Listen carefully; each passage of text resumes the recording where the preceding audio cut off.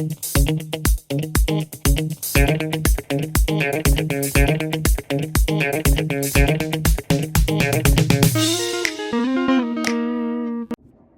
there, it's me again.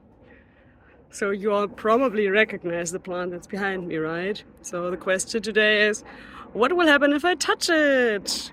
Although that one is too easy, right? So let's look at another question that might be a little bit more interesting.